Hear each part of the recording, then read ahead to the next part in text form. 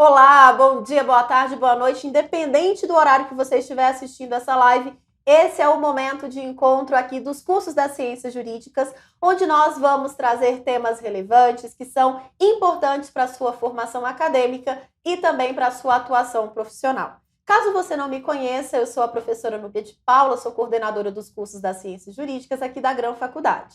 E ao meu lado está o professor Fernando Cass, que é professor que atua na área do direito e na área da educação. Professor Fernando, muito obrigada pela presença, pelo seu tempo. Tenho certeza que os alunos da Grão Faculdade vão adorar aqui a sua presença. Não conta ainda sobre o que nós vamos falar, só se apresente para eles, por favor. Olá, pessoal. É um prazer estar aqui. Professora Núbia, obrigado pelo convite.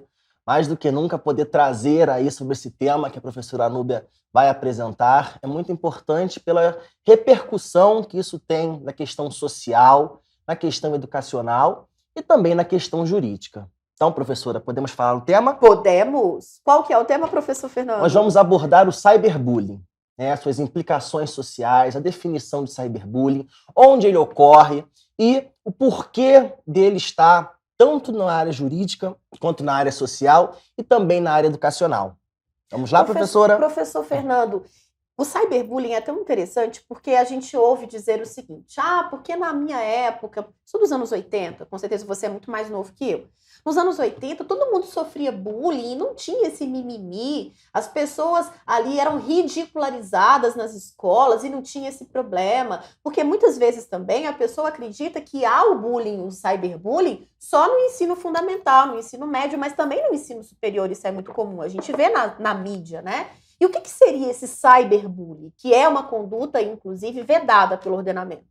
Então, o cyberbullying, ele é uma implicação sistemática, né, no viés pejorativo àquela pessoa ou aquele grupo. Então, são fotos, vídeos, comentários, apelidos, qualquer coisa que tenha ali um caráter pejorativo, ou seja, venha para humilhar, ridicularizar, incitar uma violência. São atos que fazem com que aquela pessoa ela crie, né? Ela fique intimidada a se expor, ela fique com medo de sair à rua, com medo de ir ao local, e especialmente onde é que isso ocorre. A gente vai abordar mais no campo da escola, quanto no campo do ensino superior, porque é um ambiente onde as pessoas estão diariamente, onde os grupos sociais estão ali, né, quase todo dia, num período de horas maiores. Então, consequentemente, surgem apelidos, comentários negativos, e isso até então, né, há um tempo atrás, quando não tinha esse viés digital, quando era mais difícil o acesso à internet, isso então acabava ali naquele local. Entretanto, professora, com o avanço tecnológico, né, com a informação muito rápida, com a aprendizagem, com a conexão em rede, isso acaba começando muitas vezes naquele determinado local, mas repercutindo na sociedade um todo. Então, a questão mais importante do cyberbullying é não só onde ele começa, mas aonde ele vai repercutir. E muitas vezes isso aí vai multiplicando de uma tal forma que a sociedade começou a impor também um comportamento chamado cancelamento. É verdade. Né? Esse cancelamento, o que ele está sendo? Aquela pessoa, ou de repente aquele grupo que fez, né, que sofreu tal comentário jocoso, tal comentário ruim, aquela pessoa tem que ser cancelada.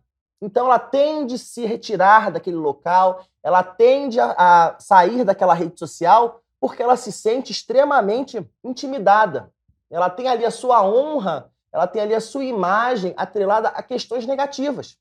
E muitas vezes isso gera uma outra interpretação, isso aí pode levar a algo pior, algo que possa agravar contra a vida daquela pessoa, e muitas vezes isso começou com uma bobeira, digamos, né? Com algo assim, alguém fez um comentário que não gostou dentro daquele espaço escolar, né? Alguém, uma festa, alguma questão social. Então, o mais importante da gente conseguir ali, tanto do campo educacional quanto do campo jurídico, é ter essa informação e aí tanto, né, os operadores da área jurídica quanto os profissionais de educação, terem esse conhecimento e então poder ali utilizar artifícios para sanar essa questão. Nós, enquanto operadores da área jurídica, como também profissionais de educação, temos a obrigação de tomar partido, né, ser responsável por aquilo que possa vir ali prejudicar ao meu aluno, a pessoa que eu estou, né, respondendo, a pessoa que eu estou ali tutelando, protegendo. Então faz parte da nossa profissão, e aí tanto quem vai atuar na área jurídica quanto também na área educacional, poder tentar diminuir, poder erradicar esse comportamento, professora.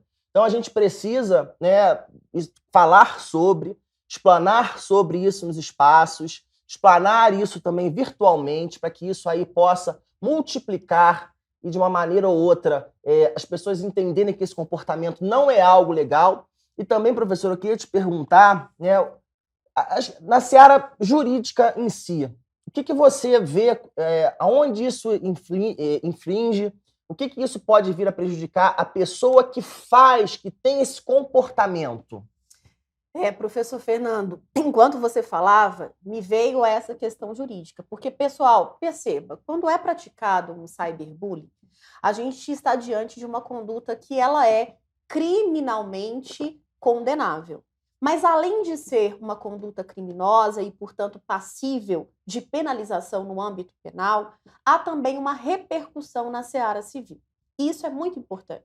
Quais os direitos são tutelados aqui quando da tipificação do cyberbullying? Os direitos da personalidade, que estão previstos lá do artigo 11 até o artigo 21, artigo 20 do Código Civil. Os direitos da personalidade, professor Fernando, eles são inatos, né? A partir do momento que eu nasci, independente da minha capacidade, de fato, eu tenho aqueles direitos da personalidade, nome, honra, imagem, toda a repercussão social que aquilo pode gerar. E em tempos de internet, eu posso dizer que um dos direitos da personalidade, além da minha imagem, é também a repercussão nas redes sociais. Porque, gente, algo que acontece no meio digital, ele muitas vezes não é apagado nunca. Eu não consigo apagar aquilo jamais. Uma coisa se acontece lá no seu bairro, a outra coisa é você saber para onde que foi a repercussão exatamente que o professor Fernando nos disse. Pois bem, se há violação de um dos direitos da personalidade, vamos focar aqui no âmbito civil, da responsabilização desse autor que cometeu o ato de cyberbullying. Ele pode ser chamado a indenizar a vítima por todos os danos que ela tenha sofrido. E essa indenização, professor Fernando, a gente diz que no âmbito do direito civil, a responsabilidade civil, ela se pauta pela teoria da acumulação. É possível eu acumular diversos danos que a vítima tenha sofrido. Porque perceba, professor Fernando, você não acredita que no cyberbullying é possível eu ter um dano patrimonial? Sim. Eu posso ter a perda, eu posso inclusive ter um lucro cessante, eu deixei de ganhar algo porque eu fiquei tão abalado psicologicamente que eu não fui trabalhar. E eu trabalhava por dia, eu deixei de ganhar. Além disso, pelo cyberbullying, eu posso sofrer uma violência psíquica, moral. Posso perder uma chance de ser aprovado num concurso público, na prova da UAB, vai que eu estava ali preparando para fazer a prova da UAB, por exemplo. Então, esses danos, eles são passíveis de acumulação. E o Código Civil, ele diz que todo dano, ainda que exclusivamente moral, é passível de indenização. Então, já começa pela seara de indenização. Fora a questão da tipificação do cyberbullying como figura delitiva. E é muito importante salientar aqui também, professor Fernando, e eu quero voltar depois a palavra para você, para ver a repercussão disso nas escolas. Por quê? Se eu estou diante de uma escola pública, vamos imaginar que há um cyberbullying. Esse cyberbullying, ele iniciou exatamente ali através dos computadores, foi o meio da escola, ele começou como um bullying, foi para o cyberbullying, mas aí há que se questionar também se houve uma omissão daqueles professores, daquela escola, em deter o repasse dessa informação. Então, quando a gente fala do cyberbullying, eu preciso identificar realmente quem são esses atores. E no cyberbullying não é tão fácil, porque desde o Marco Civil da Internet, a gente tem essa limitação da responsabilidade dos provedores. E até quando eu posso chamar? Quem que realmente praticou esse ato? Identificando, por exemplo, que esse ato veio de uma escola, e é uma escola pública, por exemplo, será que eu poderia invocar a responsabilidade civil do Estado no caso de omissão? Talvez. Porque você sabe, não sei se você sabe, mas aí fica sabendo, professor Fernando, que eu só posso invocar a responsabilidade do Estado por omissão quando há o descumprimento de um dever legal de agir. E eu consigo, então, dizer, houve um descumprimento do dever legal de agir porque o Estado, a escola, a diretora, a professora sabia que o bullying estava acontecendo, não fez nada para impedir, porque é como o professor Fernando disse, não é uma questão de eu ficar ali inerte. Eu preciso colocar o dedo na ferida, porque é dever da escola resguardar a integridade física, mental, psíquica dos seus alunos. Então, para além da responsabilidade jurídica, que seja de uma escola privada, que seja de uma escola pública, há também o papel do professor na construção da formação dessa pessoa, enquanto um ser. Porque quando eu vou para a escola, eu imagino que ali é um ambiente seguro. E aqui eu estou limitando o cyberbullying a uma escola, para a gente não ficar aqui só no âmbito das redes sociais. E quando há a repercussão desse cyberbullying dentro de um ambiente escolar, professor Fernando, como que os professores, aqueles da área de educação, talvez uma psicopedagoga, pode auxiliar esse aluno? Porque se é uma criança, eu acredito que deve ser ainda pior, né? Porque há uma repercussão talvez muito mais danosa, porque ele está numa fase de formação. Enfim, você como educador, o que, que você se posiciona? Então, o papel do professor, né, gente, não é assistencialismo.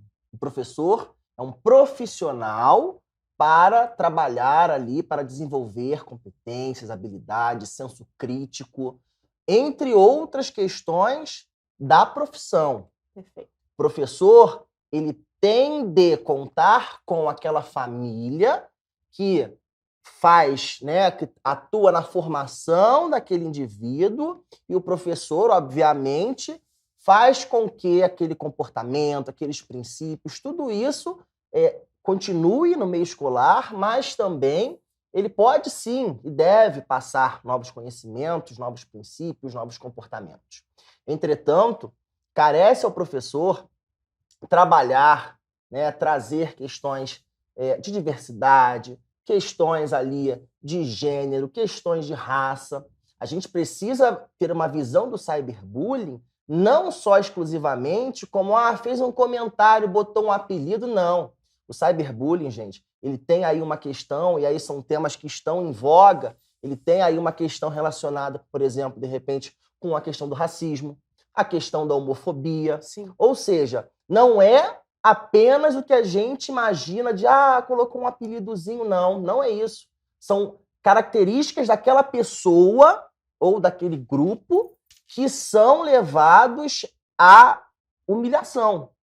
Então, às vezes, uma simples característica física daquela pessoa, aquilo ali é levado à humilhação dela, em que ela não sabe, aí às vezes a criança não entende nem o porquê dela estar passando por isso. E aí ela começa a ter questões ali, né, psicológicas, de eu me vejo, mas estão falando disso, será que é legal? Será que eu posso, né, continuar me arrumando dessa forma? Enfim, são N fatores. Então o professor ele precisa ter esse trabalho, levar o diferente, trabalhar essa questão do diferente. Somos todos diferentes, a diversidade é presente numa sala de aula, né? A questão da aceitação, a questão de princípios, e mais do que nunca, trazer essa família para a escola. A família precisa estar em contato, a família precisa ser cientificada. Eu sei que tem, principalmente, algumas questões de escola pública, onde faltam políticas públicas, de repente, de você conseguir trazer essa família, né? A comunidade escolar ela fica mais isolada, mas há um movimento que você consegue, sim, né, atingir aquela família, conversar com aquela família, e aí trazer, porque aquela pessoa que, de repente, está sendo autora daquele fato, ela precisa entender que aquilo ali, mesmo ela sendo, né, menor, ela vem a responder ou não, a família dela responde, o responsável legal dela responde, que ela não vai ficar impune. Então, a gente, professor de educação básica, eu atuo na educação básica, a gente deixa muito claro para aquela família, para aquela criança ali, ou para aquele adolescente, né, independente da idade, que há sim uma questão punitiva. Então, levar o conhecimento jurídico também àquela família é muito importante, né? A família tem que entender que há responsabilidade nas ações que aquela criança ou que aquele adolescente fizer. E aí, no cyberbullying especialmente, isso ocorre, e muito. A gente tem visto, eu estou com um caso na escola de uma questão de bullying, né? Nós mesmos instruímos a família, né, da aluna que está sendo vítima, né? A gente tentou todas as formas, tentamos uma conciliação, não conseguimos. Nós instruímos que aquela família ali, vítima, fosse até a autoridade competente para, então, poder tratar aí dentro do campo social, porque o campo da escola, a escola esgotou, né? Tentou trabalhar, trouxe a família para a escola, conversou ali com os adolescentes, mas aquilo ali não parou, não foi sanado. Então, a escola tem um papel de orientar. Família, ó, a gente fez, nós tentamos de tudo, nós agimos, nós tentamos mudar o comportamento, não conseguimos. Então, busque autoridade competente para sanar esse tipo de violência que a criança ou adolescente está sofrendo. É papel da escola essa orientação. Então, é muito importante, né, ser detentor desse conhecimento, né, professor, que não existe mais isso de professor desconhece. Não, é papel do professor, sim. O professor precisa ter conhecimentos mínimos. Nós lidamos com criança e adolescente, nós temos o ECA, então o professor que lida com aquele público precisa conhecer. É óbvio que ele não vai ter um conhecimento tão profundo quanto o operador do direito, quanto o operador da ciência jurídica, mas ele tem de conhecer, tem que compreender, tem que ter contato, porque é a profissão dele, é com quem ele lida diariamente. Então, papel do professor, tentar modificar, tentar erradicar esse comportamento, trabalhar com essa forma, né? Mostrar ali a importância da diferença entre aquelas crianças, aqueles adolescentes ali, ou até mesmo no ensino superior, gente. Em faculdade também é passível de ter esse tipo de comportamento, né? Não é só exclusivamente de criança ou adolescente, não. Adulto faz isso. Sim. Adulto faz isso. Às vezes, né, um comportamento em alguma festa, alguma outra coisa social, trazem isso para dentro do espaço educacional, isso aí depois é multiplicado na rede social. Então, a gente precisa ter esse conhecimento e também entender que isso não é uma prática que tende a continuar. Então, quem tem aí a intenção, né, de ser operador da área jurídica, quem tem a intenção de ser profissional da educação, ou de todas as outras profissões, quando tiverem ciência do fato, busquem, né, a quem deve ser o garantidor para poder ali sanar aquela questão, busque e leve essa informação àquela pessoa. Faz parte da nossa profissão, faz parte do nosso dever enquanto cidadão, não permitir que uma criança, um adolescente ou um adulto sofra uma violência que muitas vezes ela é silenciada naquele local, mas ela já ganhou toda uma repercussão que vai atingir ali o campo social, psicológico, moral, comportamental e do mais. Há casos que são aí publicizados que muitas vezes aquela pessoa que é a vítima, ela sofre inclusive violência física. Verdade. Dependendo de qual for, né? Aí há uma questão de um julgamento por pessoas que, de repente, se acham ali detentoras, né, de costumes e morais, e aí partem para uma questão de violência física. Então, isso não é uma bobeira, isso não é uma coisa pequena. Isso aí é uma coisa que pode, sim, trazer sérios problemas, pode agravar de tal forma que a gente não consegue mensurar, professora. Isso é fato. Então, o cyberbullying, ele é, sim, um problema social, ele é um problema multidisciplinar, ele requer uma atuação conjunta, tanto da escola quanto de órgãos públicos, mas principalmente o conhecimento, de você buscar conhecer quando que há a configuração dessa conduta, o que fazer, quais órgãos procurar, como procurar ajuda, não é, professor Fernando? Exatamente. Porque evitar. Mas depois que já aconteceu, o que eu vou fazer para reparar os danos que foram sofridos? Isso é fundamental. Professor Fernando, foi um prazer recebê-lo aqui. Muito obrigado pelo seu Agradeço. tempo, pelo seu conhecimento. Tenho certeza que os nossos alunos amaram. Bom, obrigado pelo espaço. É um prazer poder compartilhar um pouquinho do conhecimento com vocês. E boa sorte a todos. Um abraço, pessoal. Tchau, Até a tchau. próxima.